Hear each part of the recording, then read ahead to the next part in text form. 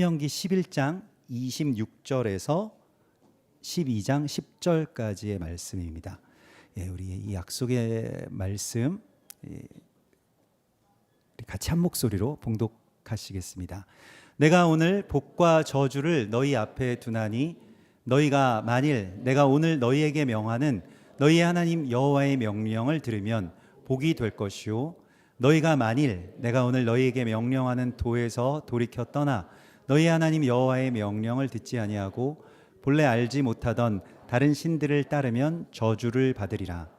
내 하나님 여호와께서 내가 가서 차지할 땅으로 너를 인도하여 들이실 때에 너는 그리심산에서 축복을 선포하고 에발산에서 저주를 선포하라. 이 두 산은 요단강 저쪽 곧 해 지는 쪽으로 가는 길 뒤 길갈 맞은편 모래 상수리 나무 곁에 아라바에 거주하는 가나안 족속의 땅에 있지 아니하냐. 너희가 요단을 건너 너희의 하나님 여호와께서 너희에게 주시는 땅에 들어가서 그 땅을 차지하려 하나니 반드시 그것을 차지하여 거기 거주할지라. 내가 오늘 너희 앞에 베푸는 모든 규례와 법도를 너희는 지켜 행할지니라. 내 조상의 하나님 여호와께서 내게 주셔서 차지하게 하신 땅에서 너희가 평생에 지켜 행할 규례와 법도는 이러하니라. 너희가 쫓아낼 민족들이 그들의 신들을 섬기는 곳은 높은 산이든지 작은 산이든지 푸른 나무 아래든지를 막론하고 그 모든 곳을 너희가 마땅히 파멸하며 그 제단을 헐며 주상을 깨뜨리며 아세라상을 불사르고 또 그 조각한 신상들을 찍어 그 이름을 그곳에서 멸하라.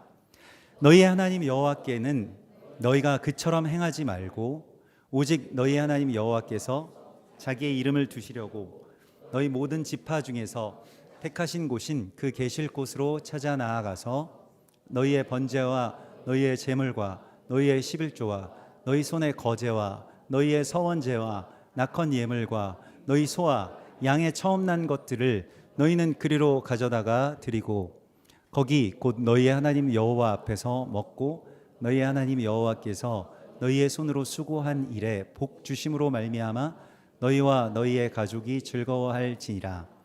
우리가 오늘 여기에서는 각기 소견대로 하였거니와 너희가 거기에서는 그렇게 하지 말지니라.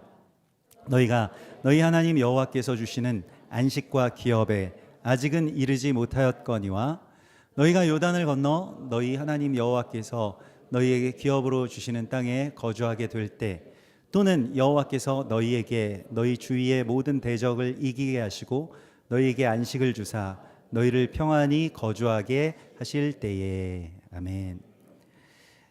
우리가 지난주에 이어서 제가 오늘도 말씀을 나누게 되었는데요. 사실 지난주에 우리 청소년들 또 이번 주에 청년들에게 하나님께서 주시는 말씀들이 있기 때문에 또 그렇게 함께 나누게 되었습니다. 또 이제 성도분들이 이제 이 말씀을 나눠 주시는 주간들이 계속되다 보니까 또 이제 점차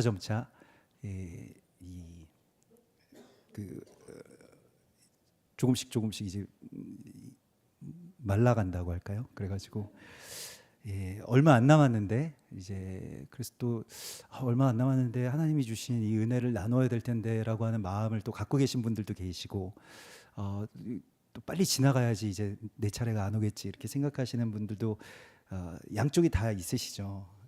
다 이해합니다. 그래서 제가 복귀하더라도 또 혹시 나누실 그런 은혜들이 있으시면 또 같이 나누셔도 되겠고요. 그렇습니다. 근데 오늘 주님께서 이 르에의 말씀을 지난주에 에케브에 이어서 이번 주에는 우리 청년들에게 주시는 말씀으로 우리가 이렇게 받으려고 합니다. 그래서 지난주에도 우리가 청소년들에게 하나님께서 이렇게 직접적으로 주시는 말씀들이 있기 때문에 조금 거기에 이제 초점이 맞춰져 있었다면 이번 주엔 청년들에게 좀 초점이 맞춰져 있으니까요. 어른들 같은 경우에는 그렇구나 이렇게 또 생각하시고 또 알아서 잘 또 소화하실 줄을 믿습니다. 이번 주에 이 토라 포션의 제목이 이제 르에인데요. 보라라고 하는 말씀입니다. 보라라고 할 때에 보라는 글쎄 영어 성경으로는 어떻게 번역이 되는지 잘 모르겠습니다. 한국어 성경으로는 번역이 안 됐습니다. 그래서 그냥 없어졌고요. 영어 성경으로 어떻게 번역이 됐을까요? 보통 영어로 보라라고 할 때에 어떻게 이야기할까요? 영어로 하면 보라라고 하는 게 see, look, look at this, look at that, 이렇게 할 수도 있겠고요. 또 보라라고 할 때 behold 이렇게 번역되기도 합니다. 예. 미국에 그 처음 이민 그 초창기 때 전설같이 내려오는 이야기가 그 교통 경찰에게 이렇게 걸렸는데 한국식 표현으로 좀 봐주세요. 저 어제 한국에 있다가 오늘 미국에 왔어요. 이거를 이제 영어로 Yesterday Korea, Today America. Please look at me. 이렇게 말씀을 드렸다고 경찰관에게. 또 봐주셨다는 그런 전설 같은 이야기가 있습니다. Please look at me. 나를 좀 봐달라. 날 좀 봐달라. 그래가지고 좀 봐줬다는 이야기가 있는데 그 보는 것에 대하여서는요 성경에서 철저하게 구별하고 있는 것이 있습니다. 원래 우리가 지금 우리 눈으로 보는 것에 대해서는 굉장한 경계가 필요하다는 것을 성경은 우리에게 말씀하고 있어요. 사람이 에덴 동산에서 쫓겨난 이유가 무엇입니까? 선악과를 보았기 때문입니다. 보는 것에서 시작됐죠. 그래서 보암직도 하고 먹음직도 하여 창세기 3장 6절에 보면요 그런 구절이 나오죠. 여자가 나무를 본즉 먹음직도 하고 보암직도 하고 지혜롭게 할 만큼 탐스럽기도 한 나무인지라. 보는 것으로 대적은 우리를 미혹한다는 것입니다. 그래서 철저하게 이 눈으로 보는 것에 대하여서요 우리가 지나치리 많지 눈으로 보면 확증하는 경향이 있어요. 그래서 속습니다. 마술이라는 게 그런 거 아니에요? 백마술도 있고 흑마술도 있습니다만은 다 뭔가를 보여주는 겁니다. 그래서 그 보는 거 우린 눈으로 보면 그걸 그냥 그대로 믿죠. 그런데 보이는 게 전부가 아니고 우리가 보는 것은 굉장히 한정적이고 또 때로는 왜곡되어 있을 수 있다. 이것에 대해서 성경은 계속해서 가르치고 있습니다. 그래서 히브리서에서도 보면 보이는 것은 히브리서 11장 3절에 보면 보이는 것은 나타난 것으로 말미암아 된 것이 아니니라 이렇게 말씀을 하시고 있습니다. 그래서 보이는 것에 대하여서 우리는 뭔가 굉장히 그게 분명하고 선명하고 내가 보는 것이 진짜처럼 보이지만 실제로 우리가 본다라고 하는 것에 대하여서는 주님께 구해야 할 가장 간절한 기도의 제목으로 성경 우리에게 말씀하시고 있습니다. 여리고 맹인이 그랬죠. 다윗의 자손 예수하여 나를 불쌍히 여기소서. 그때 예수께서 말씀하셨을 때에 내게 무엇을 하여 주기를 원하느냐 하셨을 때에 주여 저는 보기를 원합니다 라고 했다는 것입니다. 여러분들 이 간구가 우리에게도 있어야 됩니다. 주님께 보기를 원한다라고 간구하십시오.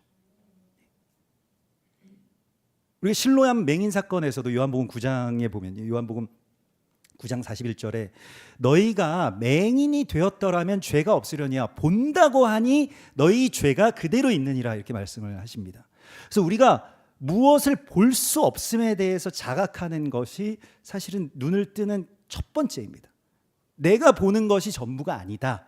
내가 보는 것이 상당히 왜곡되어 있을 수 있다. 내가 보는 것 때문에 문제가 일어날 수 있다라고 하는 것을 우리가 깨닫는 것에서부터 진정한 이 눈의 열림이 시작된다라고 말씀을 하십니다. 사실 우리가 본다라고 하는 것은 빛으로 말미암아서 보는 것이죠. 빛이 반사된 것, 그 빛을 봅니다. 그런데 우리가 지금 보는 것은 그냥 이 세상의 빛, 이 물리적인 어떤 이 빛을 보는 것이죠. 근데 원래의 이 본다라고 하는 것은 라아라고 히브리어는 하는데 거기서 이제 르에 이렇게 명령어가 돼서 르에 이렇게 되는 것인데 이 라아라고 하는 이 본다라고 하는 것은 가장 먼저 나온 것이 창세기 1장 4절입니다. 창세기 1장 4절에서 하나님이 보셨어요.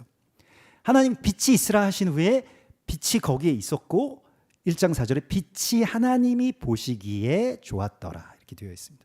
그러면 보는 행위의 그 주권자는 누구이십니까? 하나님이시고요. 그 빛은 어떤 빛입니까? 이 세상의 어떤 이 광명체들이 창조되기 전이에요. 참 빛입니다. 요한복음 1장 9절에 나오는 참 빛, 곧 세상에 와서 각 사람에게 비추는 빛이 있었나니, 이 빛이 곧 예수이시고요. 이 빛이 곧 말씀이죠.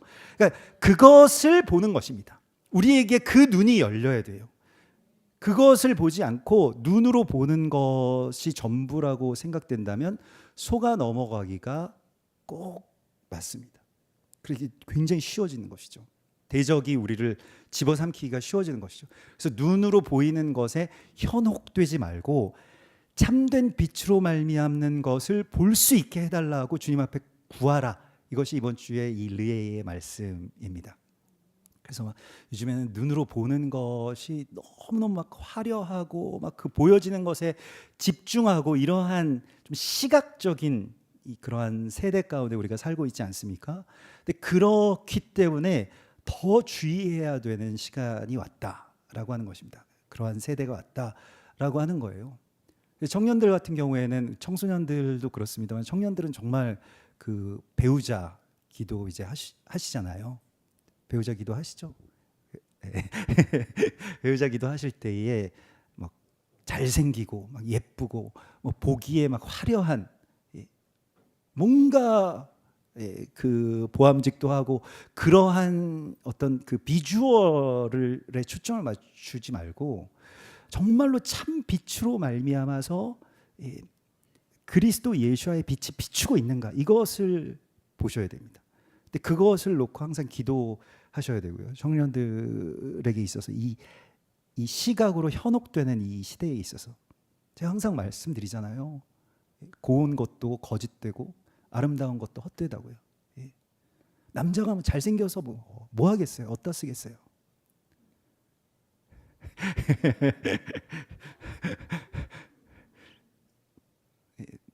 그러니까 너무 곱고 막 아름답고 눈으로 보기에 현혹되는 그 아름다움이 아니라 그 안에 있는 그 영의 밝음을 우리가 볼 수 있어야 된다는 것입니다. 그것을 감지해야 된다는 거예요.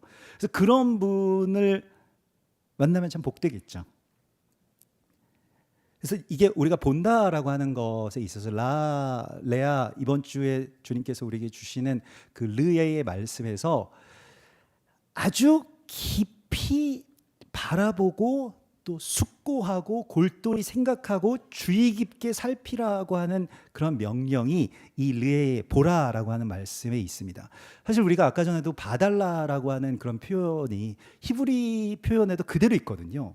용서라고 하는 것이, 우리는 뭐 다른 표현도 있죠. 그냥 눈 감아 달라는 표현도 있습니다만은 원래 우리의 어떤 정서에서는 좀 봐달라, 더 깊이 잘 살피면, 그 사람의 입장에서 살피면 용서할 수 있는 거거든요.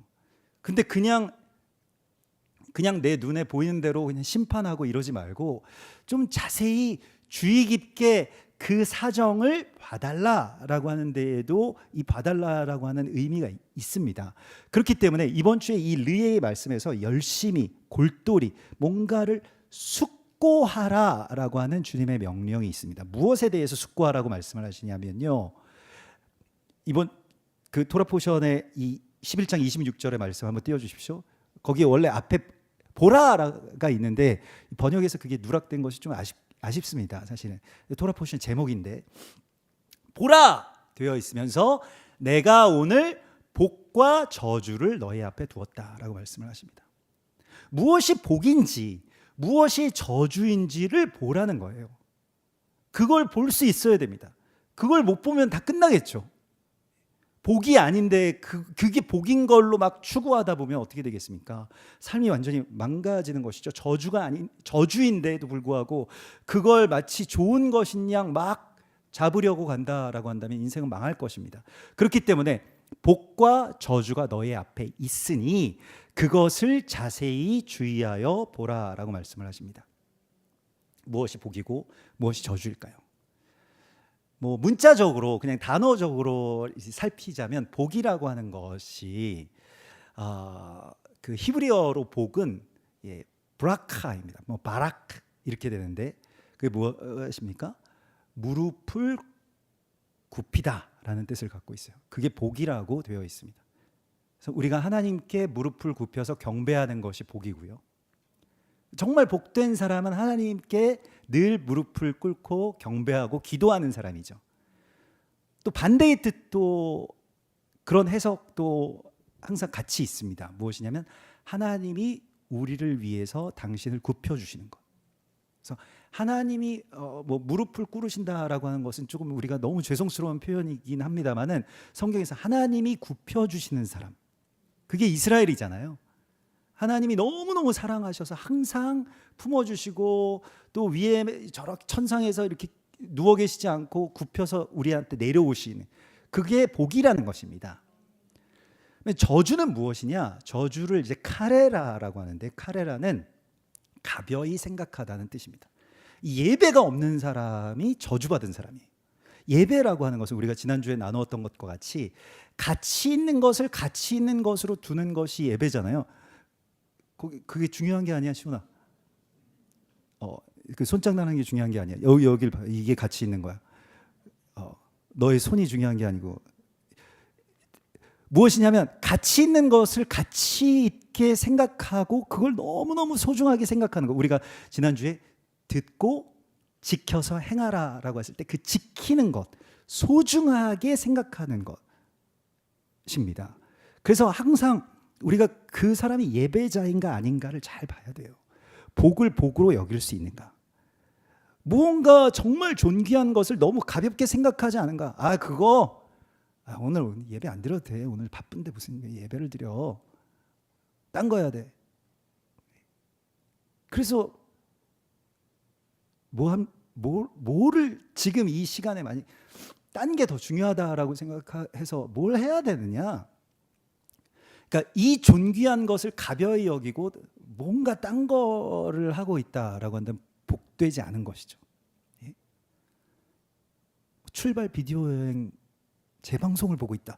뭐 이런 것들이 이것보다 더 귀중하고 하나님을 높이고 경배하고 하나님의 말씀 가운데서 주님을 만나는 것보다 더 귀하다라고 여긴다라고 한다면 그건 복되지 않은 것이죠. 그래서 우리가 형제들도 마찬가지입니다. 배우자를 만날 때에 정말 예배자를 만나셔야 돼요. 네. 진짜 예배자. 존귀한 것을 존귀한지를 아는 분을 만나셔야 됩니다. 형제분들은 그래도 너무 복 받으셨어요. 점점 이 교회의 성비가, 자매들이 많아지고 형제들이 씨가 말라갑니다. 이상하죠? 그것도 말세의 징조인가 봐요.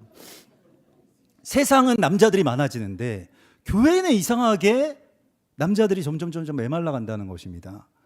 예. 그래서 예전에 자매들한테 저도 그 청년 사역할 때 정말 기도하면서 하나님께 막 간절하게 물어본 적이 있어요. 자매들이 믿지 않는 형제와 결혼하는 것에 대해서 예전에 그 우리 올드스쿨들은 다 반대했습니다. 그러면 안 된다. 믿지 않는 자와 어떻게 멍에를 맬 수 있냐. 근데 자매들이 그러면 우리가 누굴 만나란 말이냐. 아니 믿는 사람이 그럼 데려다 놓든지 없는 거를 어떻게 만나라는 얘기냐. 지금 3분의 1밖에 안 되는데 어쩌란 말이냐. 막 이렇게 되잖아요. 그래서 막 기도했는데 물론 믿는 분들을, 잘 믿는 분들을, 정말 좋은 예배자들을 만나는 게 가장 큰 복이겠죠. 그게 안 될 경우에는 믿지 않는 분을 만나가지고 변화시키는 것도 하나님의 뜻일 수 있지 않을까, 뭐 그런 생각도 하게 됐습니다. 우리 교회에도 그런 분들 계시죠. 어떤 집이 있는데 형제가 안 믿었는데 사랑의 힘으로 믿게 됐대요. 글쎄, 자기 여자친구를 너무너무 사랑해가지고 믿게 돼가지고. 근데 이제 그런 것은 있습니다.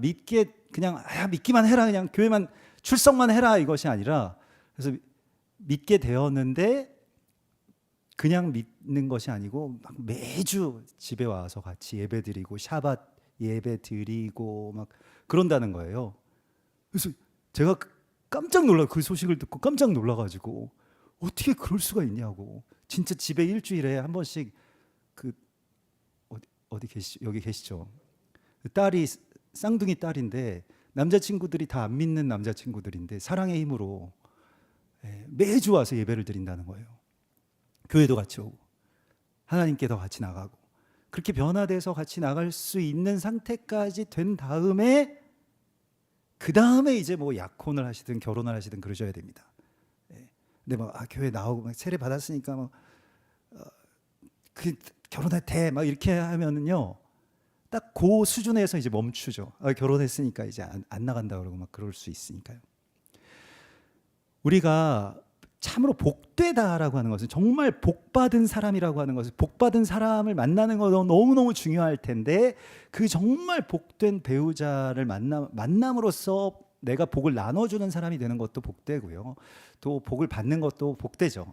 근데 정말 복스러운 사람은 어떤 사람이냐?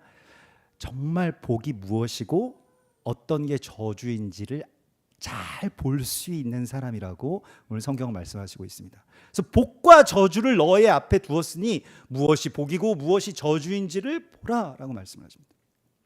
중요한 것은 무엇입니까? 우리가 아직 그것을 제대로 볼 수 있는 눈이 완전치 못하다는 데에 있어요.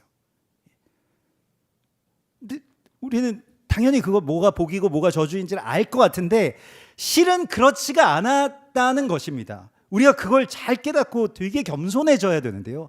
여러분들이 예수를 오랫동안 믿으셨든지 성경을 많이 아시든지 뭐 교회의 직분이 뭐 어떤 직분을 받으셨든지 간에요.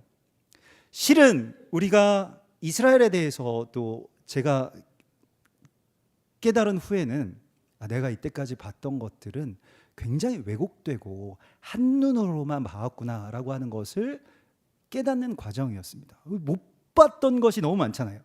그래서 주님께서 복과 저주를 그냥 보라라고 말씀하시면서 넘어가는 것이 아니라 보려면 어떻게 해야 되는지를 말씀을 하셨는데요. 그게 세겜 땅에 들어가서, 세겜 땅도 굉장히 중요한 땅인데 세겜 땅에 들어가서 축복의 그리심산에 가서 이스라엘 12지파의 반절이 거기 올라가 서고 저주의 에발산에 올라가서 서라. 그래서 그리심산에서는 축복을 선포하고 에발산에서는 저주를 선포하라 이렇게 말씀을 하셨습니다. 그래서 예전에도 뭐 제가 사역하던 교회에서 뭐 교회 이름을 바꾼다 뭐 이래가지고 가장 유력한 후보가 그리심이었는데 그리심 교회도 많이 있죠. 축복을 굉장히 우리가 받고 싶잖아요. 축복의 산에 가서 서고 싶은데 저주의 산에 가는 지파들은 굉장히 저주받은 지파들이었을까요? 아무리 찾아봐도 에발산, 그 저주를 선포하는 에발산에 올라가는 지파들은 별 큰 이유가 없습니다. 그냥 에발산에 가서 서요. 그리고 축복의 산에 올라가는 지파들이 있습니다. 무엇을 말씀을 하시는 것이냐? 여기가 세겜 땅인데요. 세겜 땅은 이제 원유맨의 어떤 깊은 비밀이 담겨져 있는 땅입니다. 이게 그 야곱이 자기 아들 요셉에게 준 땅, 그리고 거기에 그 나중에 이제 예수님께서 그 사마리아 여인에게 영과 진리로 드리는 예배를 열어주신 바로 그곳이죠. 여기 세겜인데 그 세겜 땅에 딱 서면 앞에 두 개의 봉우리가 되게 가깝게 너무 그림처럼 붙어 있습니다. 그래서 그 반대편에 서 있는 사람들이 보여요. 그리고 소리를 지르면 의사소통이 될 정도로 가깝습니다. 두 봉우리가요. 그래서 이 두 봉우리에서 에발산과 그리심산 비슷하게 생겼는데 서로 그걸 보게 되는 거예요. 이건 어떤 의미가 있을까요? 탈무드에 보면 그런 이야기가 나오지 않습니까? 여러분들 유명하기 때문에 아시는 분들도 많으실 텐데 그 굴뚝 청소부의 이야기가 나옵니다. 어떤 랍비가 자기를 제자로 받아달라는 청년이 왔을 때 퀴즈를 냈어요. 두 사람이 굴뚝을 청소하러 들어갔는데 굴뚝의 청소가 끝나고 내려와 보니 한 사람은 얼굴이 시커멓고 한 사람은 깨끗하더라. 그 누가 얼굴을 씻었겠느냐? 당연히 그 청년이 대답할 때에 여러분들 어떤 대답을 하시겠습니까? 만약에 모른다면? 당연히 얼굴이 시커먼 사람이 씻었겠죠. 그렇게 대답을 했는데 그 랍비가 너는 제자가 될 자격이 없다라고 하면서 얼굴이 깨끗한 사람이 세수를 했다는 거예요. 그래서 무슨 이유로 그랬습니까? 라고 했을 때에 얼굴이 깨끗한 사람이 자기랑 같이 들어갔던 그 얼굴 시커먼 사람을 보고 세수를 했고, 얼굴 시커먼 사람은 반대편을 보니까 깨끗하니까 자기는 세수를 안 했다는 거예요. 그렇죠? 말이 되죠? 우리도 왜 뭐 막국수 먹고 고춧가루 껴 있으면 내가 먼저 나도 있나 막 이렇게 보잖아요. 그런 거랑 비슷한 이야기였어요. 그래서 슬퍼하면서 갔는데 다음 날 또 와가지고 제자로 받아주십시오 했을 때 똑같은 질문을 했다는 거예요. 굴뚝 청소부가 있는데 두 명이 들어갔는데 한 명은 이렇게, 그래서 누가 세수를 했겠느냐라고 할 때 어제 말씀하셨잖아요. 얼굴 깨끗한 사람이 세수했겠죠. 그랬더니 너는 제자 될 자격이 없다라고 하면서 왜요 또? 막 그러니까 둘이 들어가는데 어떻게 한 명만 얼굴이 깨끗하겠니? 그게 말이 되니? 둘 다 씻었단다. 뭐 이렇게 이야기를 했다는 거예요. 왜 둘 다 씻었습니까? 그랬더니 자기들은 어차피 굴뚝에 들어갔다 나오면 그냥 얼굴을 씻는 게 습관이 돼서 아마 씻었을 거야. 막 이렇게 이야기를 했다는 것입니다. 그 이야기를 자세히 보면 시각의 차이, 시점의 차이에서 오는 결정들이 있다는 것을 우리가 알게 됩니다. 이 르에도 마찬가지인데요. 실은 축복의 산에 올라가서 축복을 선포하는 것보다 저주의 산에 올라가면 축복의 소리가 더 잘 들립니다. 더 잘 보이고요. 저주의 산에 올라가서 축복을 듣고 또 축복의 산에 올라가 있으면 저주에 대한 경고의 목소리가 필요하다는 것입니다. 이 둘이 실은 복과 저주라고 하는 것은 복만 있는 게 아니고 우리가 복만 받기를 원하는데 실은 어떻게 하면 저주를 받는가라고 하는 것도 알아야 된다는 거예요. 사실 이 신명기서의 말씀을 이번 주에 토라 포션의 말씀을 자세히 보면 무게 중심은 어떻게 하면 저주를 받는가라고 하는 것에 더 우선적으로 초점이 맞춰져 있습니다. 사실 뭐 우리가 뉴스도 그런 거잖아요. 그러니까 어떤 나무 열매를 먹으면 죽는다. 이게 정말 중요한 뉴스잖아요. 근데 어디 가니까 열매가 맛있던데 이런 거는 그냥 맛집 탐방이잖아요. 그건 뉴스가 안 되잖아요. 9시 뉴스에 안 나오잖아요. 마찬가지로 어떻게 해야 저주를 받는지를 아는 게 더 우선이겠죠. 그러니까 기왕에 우리가 먼저 듣고 먼저 알아야 된다라고 한다면 어떻게 하면 저주를 받는지를 아는 게 중요합니다. 근데 어떻게 해야 복을 받는지를 아는 것도 중요하겠죠. 그래서 지난주에 우리가 에케브가 두 개가 있잖아요.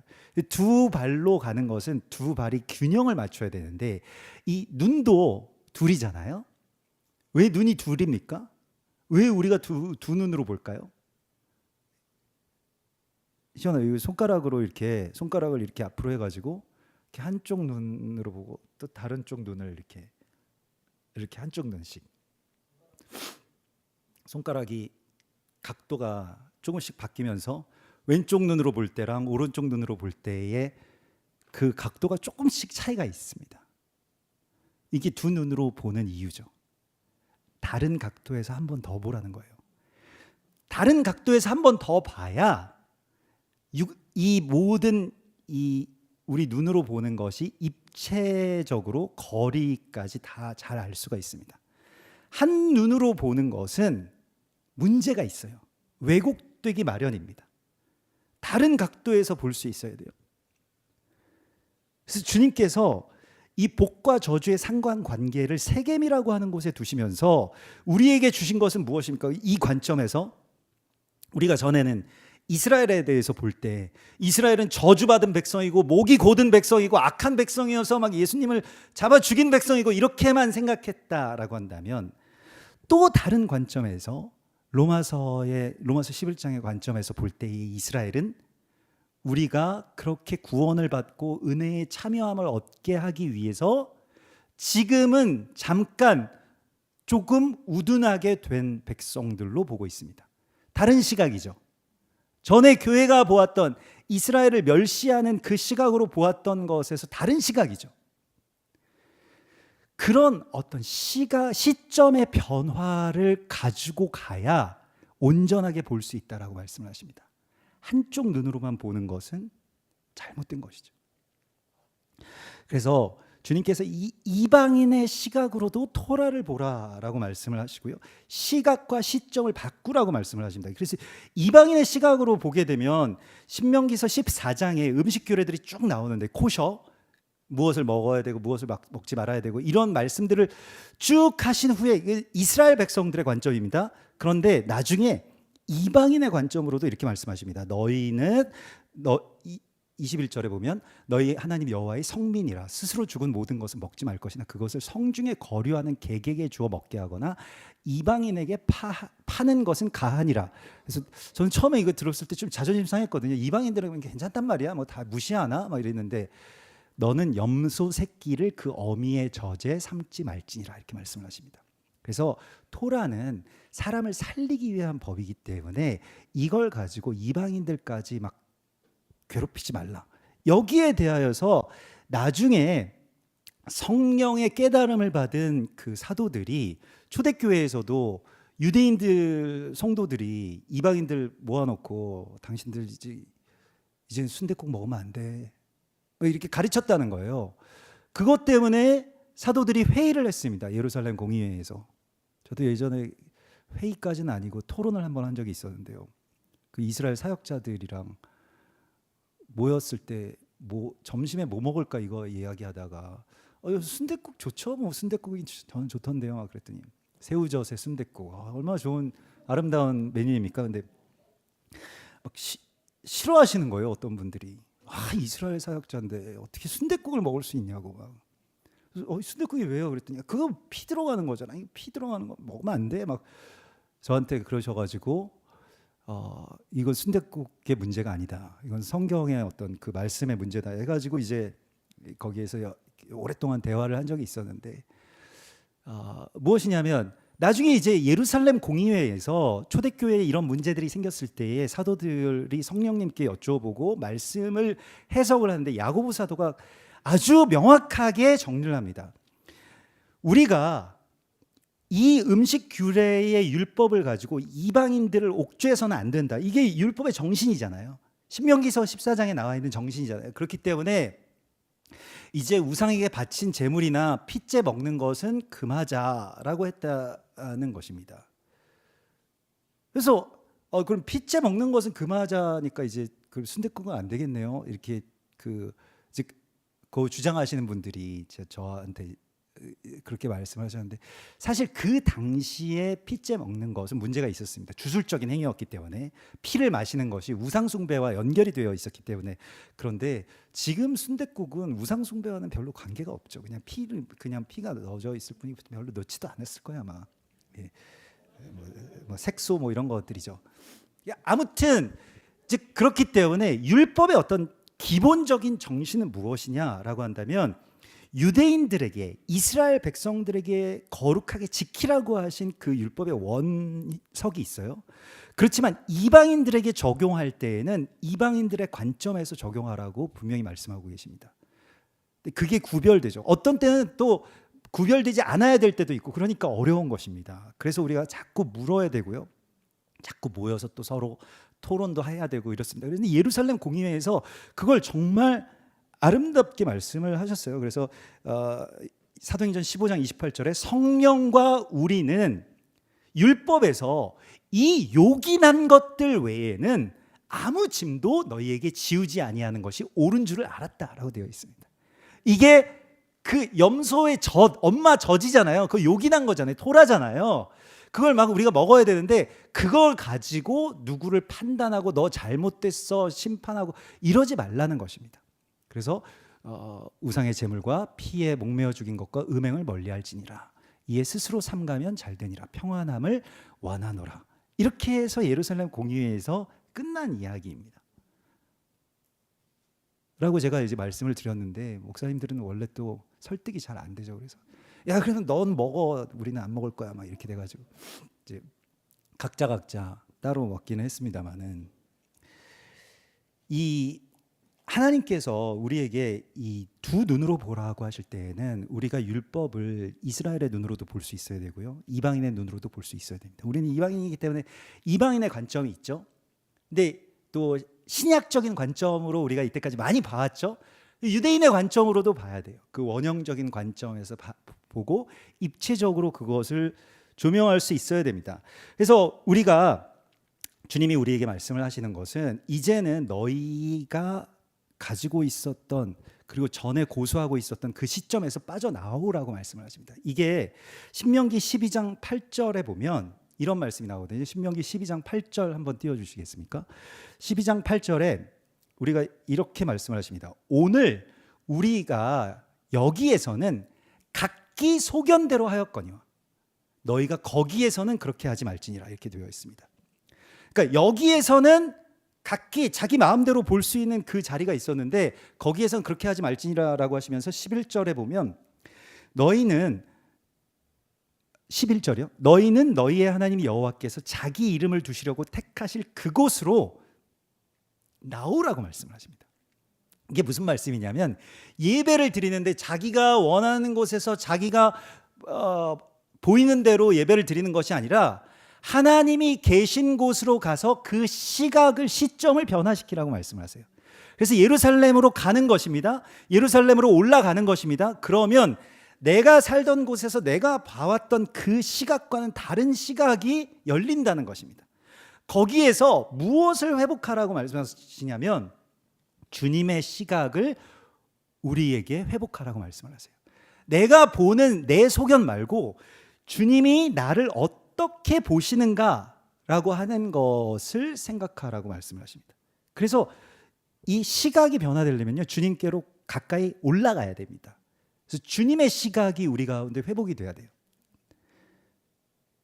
그래서 주께서 이렇게 말씀을 하십니다. 신명기서 16장 16절에 보면요, 16장 16절에 너희 가운데 모든 남자는 1년에 3번 곧 무교절과 칠칠절과 초막절에 내 하나님 여호와께서 택하신 곳에서 여호와를 배웁되, 그러니까 자기 자리에서 배우는 게 아니고요, 한참 바쁠 때거든요. 항상 추수 때기 때문에 얼마나 바쁘겠어요. 근데 그때에 항상 주님께로 가서 그 이름을 두시려고 택하신 곳 예루살렘으로 가서 빈손으로 여호와를 배웁지 말고 17절에 각 사람이 내 하나님 여호와께서 주신 복을 따라 그 힘대로 드릴지니라. 그래서 이게 우리가 절기를 지킨다라고 하는 것이요, 무엇이냐면 하나님께 내가 어떻게 보이느냐라고 하는 것을 생각하게 되는 것입니다. 전에는 내가 보는 것이 전부잖아요. 그러니까 나한테 복을 보여달라고 하잖아요. 하나님께 내 눈에 복을 보여주십시오라고 하는데, 주님께서 오늘 우리에게 회복하기를 원하시는 그 시각은 무엇이냐면 하나님의 시각입니다. 하나님이 나를 어떻게 보실까? 하나님이 나를 어떻게 보실까를 구하고 생각하고 그것을 보여드리는 것이 나의 가장 아름다운 모습을 하나님께 보여드리는 것이 예배입니다. 이런 예배자들을 꼭 만나셔야 돼요. 마음만 있으면 됐지 뭐 외모가 무슨 상관이야. 물론 뭐 그렇습니다만은 그래서 막 맨날 지저분하게 하고 다니고 막 코 흘리고 막 그러면은 그 소중한 것을 소중하게 생각하지 않는 것이겠죠. 그래서 예전에 우리 교회도 지금도 그러신 분들이 계십니다만은 항상 교회 갈 때에는 가장 깨끗한 옷을 입고 하나님께 나를 보여드리는 것이기 때문에 정결한 예복처럼 그것을 입으시는 분들이 있으셨어요. 저희 아버지도 항상 교회 갈 때만 신는 구두가 따로 있으셨어요. 뭐 그렇게 패션에 관심이 많지는 않으셨습니다만 항상 깨끗한 것을 항상 깨끗하게, 그리고 교회 가시기 전에 항상 토요일에는 이발소에서 이발하시고 뭐 그러셨잖아요. 예전 어른들이 꼭 양복을 다려 입고 나가시고 그런 모습들이 있었습니다. 주님께 내가 어떻게 보여질까 라고 하는 것에 대하여서 초점을 맞추라고 주님 말씀하시고 있어요. 그래서 각 사람이 여호와께서 나에게 주신 복을 너희가 빈손으로 그냥 와서 아무렇게나 하나님 저 마음만 받아주세요 이런 게 아니라 복을 따라 그 힘대로 드릴지니라. 그래서 복이라고 하는 것은 내가 주님께 받는 복이 있고요. 그런데 더 중요한 것은 내가 그 받은 복을 보여드리는 것입니다. 이게 정말 복된 것이라고 말씀하고 계세요. 빈손으로 오지 말고 하나님께 주님 저는 이렇게 복을 받았습니다 라고 하는 것을 선언하라고 말씀을 하세요. 그게 복된 거 아니겠습니까? 맨날 많이 주셨는데도 불구하고 하나님 죽겠어요 막 너무 어려워서 지금 뭐 잠이 안 와요 막 하나님께 드릴 거는 없어요 지금 너무 힘드니까요. 우리가 제가 말씀드리지 않습니까? 언제 그러니까 뭐가 많아져 가지고 남는 것을 하나님께 드리는 것이 아니고요. 우리가 하나님 앞에 이렇게 복을 받았습니다라고 하는 것을 예언적으로 선언하는 것이 필요합니다. 이거는 일종의 삶에 대한 규정이거든요. 제가 예전에 그 대학생 때 좀 충격적인 어떤 그 TV 중계를 봤는데 어떤 그 엄청난 회사의 회장님이 프랑크푸르트에서 직원들 그 임원들 사장들 다 모아놓고 담배를 계속 피시면서 이러다가 우린 다 죽는다. 이거 너무 부족해가지고 이제 살 수가 없다. 라고 하면서 뭐 마누라와 자식 빼고는 다 바꿔라 막 이렇게 이야기하시는 것을 제가 생중계로 봤거든요. 너무 생중계였는지 녹화였는지 모르겠습니다만 너무 충격적이었어요. 저분이 재산이 지금 그 당시에 뭐 26조 뭐 이렇게 있었는데 밤에 잠이 안 온다는 거예요. 돈이 없어가지고. 그래서 그럴 수도 있구나. 뭐 물론 뭐 큰 걸 생각해서 그러실 수 있겠습니다만은 제가 생각할 때 하나님께서 우리에게 지금 말씀하시는 것은 우리가 내가 가지고 있는 소유가 많던 적던 하나님이 나에게 주신 복에 대하여서 선포하는 것이 예배라고 말씀을 하시고 있습니다. 그것의 가장 큰 정점, 가장 최종적인 정점과 결론이 어디에 있냐면 이번 주 르에의 말씀의 결론 그리고 토라의 말씀의 어떤 그 실제적인 결론은 무엇이냐면 하나님을 사랑하고 이웃 사랑하는 것인데 그걸 실제적으로 그 선언하는 것이 11조에 있습니다. 11조를 말씀을 하세요. 11조에 대해서는 오늘날에도 좀 논쟁이 많고 막 여기에 대한 어떤 반대들도 굉장히 많이 있고 아까 전에 그 율법처럼 아니 뭐 요즘에 뭐 율법을 구약의 율법을 다 지켜야 되냐 11조 안 지켜도 된다 뭐 이렇게 말씀하시는 주장하시는 뭐 사람들도 많이 있습니다만은 성경적으로 오늘 이번 주에 주님께서 우리에게 복과 저주를 두셨는데 그 참된 복이 무엇이냐라고 할 때 11조를 드리는 것이라고 말씀을 하시고 있습니다. 여기에 대하여서는요. 사실 우리는 그래서 이거 되게 민감하기 때문에 돈에 대해서는 민감하기도 하고 또 말하기도 되게 꺼려지기 때문에 특별히 뭐 11조나 뭐 그런 하나님께 드리는 그런 헌금에 대해서는 그냥 건드리지 않는 것이 좋다. 언급하지 않는 것이 좋고 그냥 은혜 쪽에 초점을 맞추는 것이 좋다. 이러한 어떤 이야기들도 있습니다만은 사실 성경은 또 예수님께서도 그러셨고요. 토라도 그렇고요. 그래서 결국에 우리가 그렇게 은혜를 받고 영적으로 변화가 되었는데 돈을 어떻게 쓰고 있니? 라고 하는 것을 최종적으로 묻고 계십니다. 항상 물으세요. 그걸 자세히 주의 깊게 보라 하고 말씀을 하시고 있습니다. 너희 물질 있는 곳에 너희 마음이 있는 것이다 라고 말씀을 하세요. 그래서 마음을 보려면 돈이 지금 어디에 가장 많이 쓰여지고 있느냐 어떻게 쓰고 있느냐라고 하는 것을 보라라고 말씀을 하시고 있습니다. 그러면서 제가 이번 주에 이 말씀 르의 말씀을 이렇게 그 준비하면서 최근에 책이 한 권 나왔더라고요. 그게 지난달에 나왔던 책이 지난달 말에 나왔던 책인데 아직 한 달이 안 됐습니다. 근데 그 11조의 복음이라고 하는 책이 나왔습니다. 김지찬 그 구약학자이시죠. 종신 뭐 총장도 하시고 그런 분이 쓰신 제목으로 일단 벌써 책이 완성됐죠. 11조의 복음 이렇게 되어 있습니다. 그래서 굉장히 성경적인 그 창세기부터 시작되는 11조의 이야기들로 창세기부터 구약 토라의 결론이 11조인 거예요. 그리고 신약으로 말라기서 또 신약으로 넘어가서 예수님께서 11조 어떻게 말씀하셨는가 다 관통됩니다. 다 연결되고 다 일치합니다. 메시지가. 그래서 여러분들도 꼭 읽어보시면 참 유익하실 텐데 거기에서도 이제 보면 우리 믿음의 조상이 아브라함이잖아요. 근데 아브라함은 믿음의 조상일 뿐만이 아니라 11조의 조상이기도 합니다. 그래서 11조를 처음으로 하신 분이죠. 아브라함이 믿음의 조상인 이유는 실은 11조를 처음 했기 때문이에요. 그러니까 물론 그 전에도 있었겠습니다만은 11조가 처음 언급된 사람입니다. 그래서 아브라함이 그 가나안 땅의 전쟁을 승리하고 왔을 때 전리품들이 굉장히 많았잖아요. 전쟁에서 승리했습니다. 왕들의 전쟁에서 승리했어요. 저는 아브라함은 왕의 레벨은 아니었습니다. 족장 정도 됐죠. 그 지역에 그냥 좀 잘 사는 이방인 그 정도였는데 그 땅을 위해서 그 이스라엘 땅을 위해 그 약속의 땅을 위해서 자기가 조카 그 롯이 잡혀갔을 때에 그 롯을 구해주는 그 명분으로 참전을 하죠.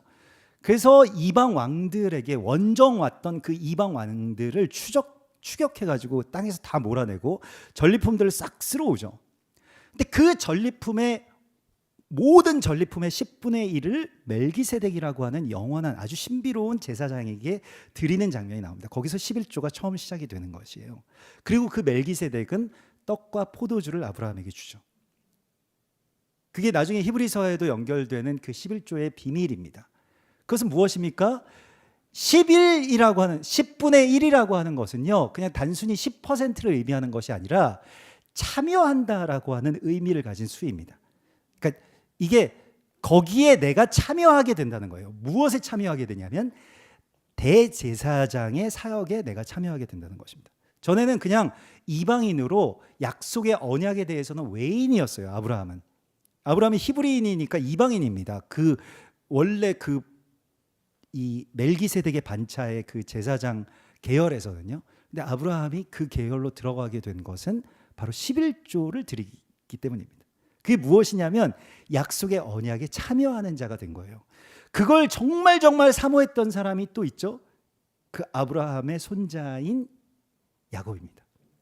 야곱이 베델을 떠날 때에 창세기 28장에 보면 28장 21절에 내가 평안히 아버지의 집으로 돌아가게 하시오면 여호와께서 내 하나님이 되실 것이요 내가 기둥으로 세운 이 돌이 하나님의 집이 될 것이요 하나님께서 내게 주신 모든 것에서 10분의 1을 내가 반드시 하나님께 드리겠나이다 하였더라. 10분의 1이라고 하는 숫자에는 바로 이 참여의 의미가 있기 때문에 그렇습니다. 야곱은 그 유업에 참여하는 것이 그에겐 소망이었어요. 근데 그게 나는 이제 11조를 드리는 사람이 되겠습니다. 이렇게 말한 것이에요. 레위기가 1장부터 27장까지 있잖아요. 27장 끝에 결론이 무엇이냐면, 그러니까 레위기의 원래 주제는 너희는 거룩하라잖아요. 근데 그 거룩함의 어떤 가장 실제적인 성취가 어디에 있냐면 11조를 드리라 이렇게 되어 있습니다. 거룩은 구별해서 지키는 것인데요. 11조는 여호와의 성물이기 때문에 11조를 바치라고 나와 있습니다. 그래서 레위기 27장 30절 보시면요. 그 땅의 10분의 1, 곧 그 땅의 곡식이나 나무의 열매는 그 10분의 1은 여호와의 것이니 여호와의 성물이라 이렇게 되어 있습니다. 그래서 하나님의 것이기 때문에 하나님의 것으로 돌려드리는 것이 거룩을 지키는 것이라고 말씀을 하시면서 이게 11조다. 이게 예배의 최종적인 결정이다라고 이야기를 하고 있습니다. 우리가 예배를 드리는데 시간도 드릴 수 있고 마음도 드릴 수 있고 뭐 찬양도 드릴 수 있고 다 드릴 수 있지만 11조를 드리느냐 드리지 못하느냐 이것을 한번 두고 보자라고 하신 것이 어디입니까? 말라기서에 있죠. 그래서 그 말라기서의 가장 유명한 말씀이죠. 내가 이 11조를 드리면 복을 받나 받지 않나 보라 라고 하신 거죠. 이번 주에 이 르의 말씀처럼 말라기서 3장 10절에 너희 온전한 11조를 창고에 들여 나의 집에 양식이 있게 하고 그것으로 나를 시험하여 내가 하늘 문을 열고 너희에게 복을 쌓을 곳이 없도록 붙지 아니하나 보라. 두고 보자는 것이 정말로 한번 보자는 것이 정말 이것은요. 근데 중요한 것이 있습니다. 11조를 그래서 이게 또 무슨 어떤 11조에 대해서 오늘날의 해석에서도 성경적이지 않은 해석 중에 하나는 뭐 결론이 비슷하다라고 해서 이 해석이 다르면 또 다르게 가게 되거든요. 무엇이냐면 11조를 약간 투자의 개념으로 말라기서 3장 10절을요. 이걸 일종의 어떤 주술처럼 해석을 해가지고 11조를 바치면 부자가 된다. 이렇게 해석을 하는 그 해석이 있습니다. 이거 좀 되게 경계해야 되는 부분입니다. 11조를 바치면 복을 받는 게 아니고요. 11조가 그런 어떤 코인 투자 같은 그런 투자가 아닙니다. 11조를 드리는 삶 자체가 복된 삶인 것입니다. 11조를 바치는 삶 자체가 제사장의 복됨 가운데 참여한 가장 복된 상태인 거예요. 그걸 선포하는 것입니다. 그게 11조예요. 우리가 만몬이라고 하는 신, 가장 강력한 우상이거든요. 만몬이라고 하는 이름이 돈이 우상이잖아요. 돈이 가장 무섭고 돈이 가장 두렵고 가장 우리를 두렵게 하고 가장 우리를 기쁘게 하고 들었다 놨다 하게 하고 늘 패배하게 하는 게 돈이거든요. 근데 그 돈 앞에서 내가 이제 무너지지 않는다, 그것에 끌려가지 않는다라고 하는 승리를 선언하는 것이 11조인 것입니다. 젊을 때는 우리 청년들 같은 경우에는 돈이 굉장히 중요하게 생각이 되죠. 그래서 돈이 중요해. 앞으로 돈을 벌어야 돼. 어떻게 하면 돈을 벌 수 있을까? 뭘 해야 돈을 벌까? 어떻게 해야 이 돈을 벌어서 뭘 할 수 있을까? 이런 생각을 하죠. 나이가 들면 어떻겠습니까? 나이가 들면 돈이 전부라고 생각한답니다. 돈에서 빠져나오는 게 아니고요. 그냥 돈 없으면 난 죽어. 막 이렇게 된다는 거예요. 점점 그렇게 된다는 거예요. 청년 때부터 평생 동안 그 만몬에게 끌려다니면서 살다가 결국에는 한 번도 하나님이 내게 주신 복을 하나님께 보여드리지도 못하고, 신명기의 결론은 무엇이냐면 너희가 11조를 가지고 와서 레위인들에게 그 앞에 놓고, 그러면 레위인들은 그 성 중에 있는 이방인과 고아와 과부를 배불리 먹이라, 이렇게 되어 있습니다. 굉장히 중요한 것인데요. 간혹 11조에 대해서 좀 더 구체적으로 한번 더 들어가면요. 11조에 대해서 그래서 난 11조 이제 들을 건데 11조 여기 우리 본교회에다가는 안 하고 가난한 사람들한테 나는 직접적으로 줄 거야. 그렇게 해도 되냐, 이런 질문들이 있습니다. 제가 예전에 한번 또 기도원에서 어떤 한 훌륭한 목사님과 이것에 대해서 한참 동안 이야기를 나눈 적이 있었는데, 당신 이제 사역하시는 교회에서는 그렇게 한다는 거예요. 그냥 11조로 가난한 사람들한테 하자. 근데 그게 과연 성경적인가라고 했을 때 성경적인 구조와는 조금 맞지 않습니다. 사실 11조가 가난한 자들에게 베푸는 헌금인 건 맞는데요. 성경은 가난한 자들에게 내가 직접적으로 구제하는 것을 굉장히 또 경계하고 있습니다. 이거는 잊으시면 안 됩니다. 무엇이냐면 내가 가난한 사람들을 직접 구제하고 싶은 생각이 있잖아요. 그것도 일종의 그 유혹적인 것인데, 그래야지 내가 감사도 받고 보람도 있고 어디에 쓰이는지 보게 되는데, 사실 성경적인 관점에서는 이것이 간접적으로 되어야만 내가 뭐 오른손이 한 일을 왼손이 알지 못하게 하라라고 하는 말씀과도 연결이 되지만, 우리는 하나님께 21조를 드린 거고요. 하나님께서는 또한 21조를 가지고 가난한 자들에게 나눠주라고 하신 것이고요. 그 사이에서 구약에서는 레위인들이 있고 신약에서는 사도들이 있습니다. 그래서 이 신약 성경에서도 교회에서 성도들이 자기들의 그 땅과 집을 팔아가지고 무엇을 했냐면 사도들의 발 앞에 갖다 두었더라, 이렇게 되어 있습니다. 직접 주지 않았어요. 성전 시대에도 마찬가지입니다. 구약과 신약의 그 성전 시대에도요, 솔로몬의 성전에는 그 구제의 방이 따로 있어가지고요, 거기에 가난한 자들을 위한 구제의 헌금을 바치면 가난한 자들이 나중에 따로 와서 거기에서 가져가게 되어 있었습니다. 직접 내가 구제하니까 너는 나한테 감사해야 돼, 이런 것들을 하지 않았다는 거예요. 거기까지 굉장히 많은 어떤 배려나 또 생각들이 거기에 들어가게 되는데, 결국 우리가, 주님께서 우리에게 말씀을 하시는 것은 우리가 이 11조를 하나님 앞에 드리는 것은 나에게 주신 복을 내가 먼저 선포하는 것이고요. 아브라함이 그렇게 한 것처럼 아브라함이 11조를 드리고 난 다음에 큰 유혹을 받았는데 무엇이냐면 나머지는 네가 다 가져라, 이런 소돔 왕의 미혹을 받았습니다. 그때에 소돔 왕에게 이렇게 이야기를 하죠. 나는 그 아무것도 가지지 않겠다라고 이야기를 하죠. 이제 돈에 끌려다니지 않고 돈에 미혹되지 않고 돈에게 막 내가 나의 영혼을 팔지 않는 그 단계로 나아가게 된 것입니다. 여러분, 이것이 복이라고 말씀을 하시고 있습니다. 돈을 많이 버는 사람을 만나려고 하시지 말고요. 아, 그래, 잘생긴 거 이제 별로라 그랬으니까 이제 돈 많이 버는 사람을 만나야겠다, 이거가 아니고요. 돈을 하나님 앞에 선언적으로 드릴 수 있는 분을 만나셔야 됩니다. 11조를 하는 남자를 만나셔야 돼요. 하나님 앞에 나의 것을 온전하게 드려서 이 세상 가운데 하나님의 나라를 세워나가는 것, 이것이 성경의 결론입니다. 이게 복이라고 말씀을 하세요.